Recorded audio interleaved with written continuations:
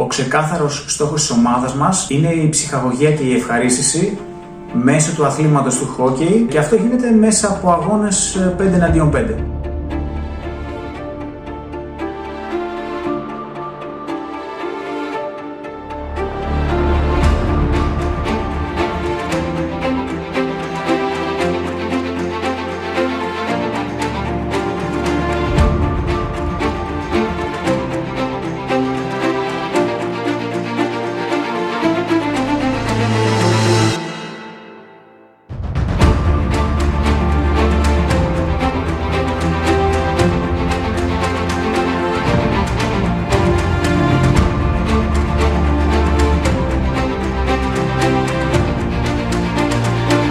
Ονομάζομαι Μιχαήλ Ανδρέας, ασχολούμαι με το χόκκι επιχώρου αρκετά χρόνια και πριν από 3 χρόνια περίπου πήρα την πρωτοβουλία μαζί με άλλους συναθλητές μου ώστε να δημιουργήσουμε την ομάδα Hockey Masters.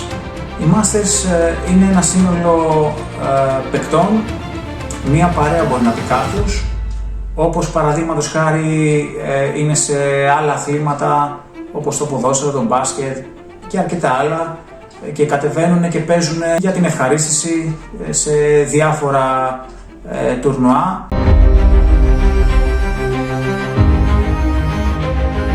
Τον πρώτο χρόνο της δημιουργίας της ομάδας αντιμετωπίσαμε αρκετές δυσκολίες. Στην αρχή μέχρι να καταλήξουμε να έχουμε το σύνολο των παικτών το οποίο χρειαζόμασταν. Δεν υπήρχε καλή ομοιογένεια στο αγωνιστικό κομμάτι. Την ίδια ώρα όμως εξωαγωνιστικά είχε ξεκινήσει να υπάρχει μια καλή οργάνωση.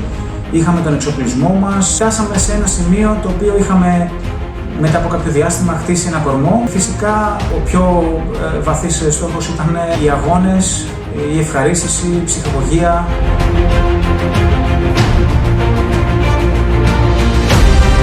Το χόκκι επιχώρου είναι ένα άθλημα πάρα πολύ γρήγορο.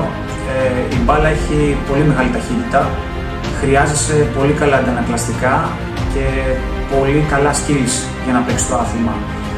Παίζεται συνήθως 11 με 11 με πολλές παραλλαγές. Η παραλλαγή η οποία εμείς αγωνιζόμαστε είναι πολύ διαφορετική. Η ομάδα αποτελείται μόνο από 5 παίκτες, οπότε πρέπει να βρίσκονται στην επίθεση και στην άμυνα σε κάθε φάση. Δεν υπάρχει σχεδόν καθόλου χρόνος ώστε να πάρουμε μία ανάσα. Αυτό σημαίνει ότι χρειάζεται να έχεις αλλαγές διαθέσιμες ανά πάσα στιγμή και φυσικά καλή φυσική κατάσταση.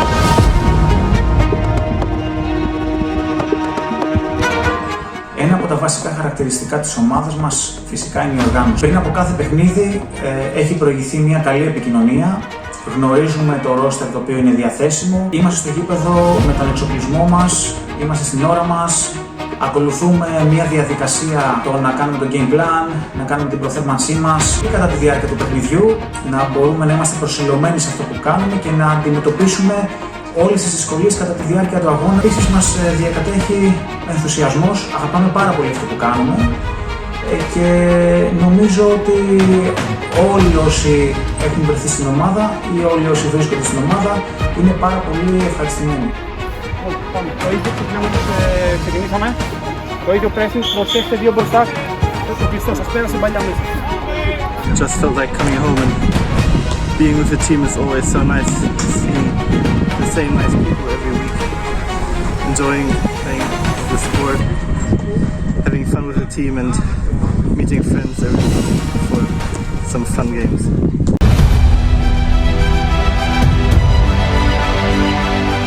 Την πρώτη μας αγωνιστική χρονιά αντιμετωπίσαμε αρκετές δυσκολίες. Τα πρώτα παιχνίδια δεχτήκαμε κάποια βαριά σκορ και είχαμε έτσι κάποιες ήττες και καταφέραμε προς το τέλος της χρονιάς να ολοκληρώσουμε τελικά στην δεύτερη θέση.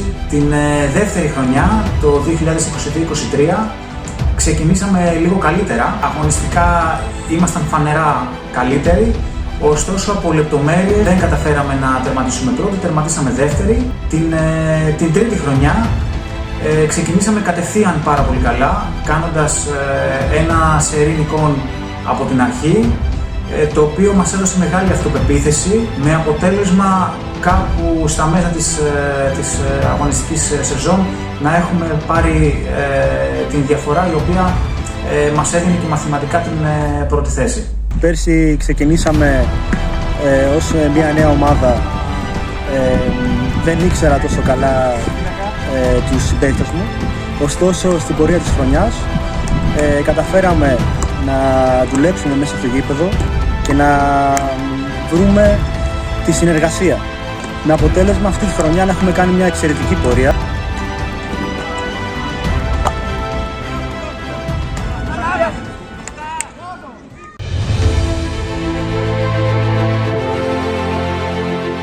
Την αγωνιστική χρονιά που τερματίσαμε πρώτη, μπορώ να πω ότι είχαμε μια ομάδα με πολύ μεγάλη πληρότητα σε όλες τις θέσεις, από τους αμυντικούς, τους κεντρικούς επιθετικούς και τον τερματοφύλακα. Μάλιστα είχαμε 2 παίκτες σε κάθε θέση. Φυσικά κατά τη διάρκεια της χρονιάς, από τη στιγμή που είχαμε πάρει ήδη την διαφορά, δεν έλειψαν και αγώνες οι οποίοι μας δυσκόλεψαν πάρα πολύ. Χαρακτηριστικότερος αγώνας ήταν αυτός με τα ανάβρητα, όπου έτυχε εκείνη την ημέρα να έχουμε πάρα πολλές ελλείψεις. Κατά τη διάρκεια του παιχνιδιού βρεθήκαμε να είμαστε πίσω στο σκορ με 4-1.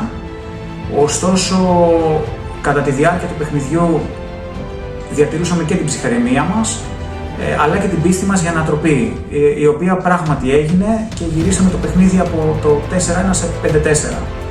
Αυτό μας έδωσε και μαθηματικά την πρώτη θέση. Προς το τέλος πήραμε ένα πολύ καλό μάθημα από την ομάδα του Κόπαμ, καθώς το παιχνίδι κυλούσε με σκορ 3-3 και μέσα σε λίγα λεπτά βρέθηκε να είναι 3-7 κατά μας. Ήταν ένα μάθημα για εμάς ώστε να μην επαναπαυόμαστε. Καταλάβαμε πως μέσα σε πολύ μικρό χρονικό διάστημα μπορεί απλά το παιχνίδι εκεί που το κυνηγάς να βρεθείς να χάνεις με αυτό το μεγάλο σκορ.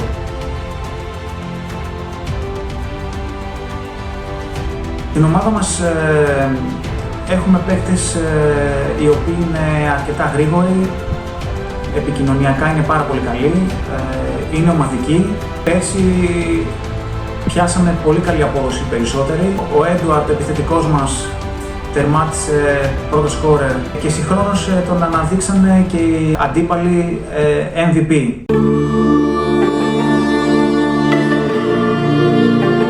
Δυστυχώς τα τελευταία χρόνια έχουμε παρατηρήσει στην κοινωνία ότι υπάρχει όλο και λιγότερη δραστηριότητα από τους ανθρώπους και από την νεολαία. Μπορεί να πει κανείς ότι από τη μία ότι η τεχνολογία και οι υπολογιστές έχουν καθυλώσει τους ανθρώπους πάνω στις οθόνες. Από την άλλη έχουμε χάσει κάποια απλά πράγματα, το να βγαίνω έξω και να κάνω μια δραστηριότητα. Κάτι απλό, όπως παλιά βγαίναμε έξω στις γειτονιές και παίζαμε διάφορα παιχνίδια. Σε αυτό το πλαίσιο δημιουργήθηκαν και οι Masters φυσικά.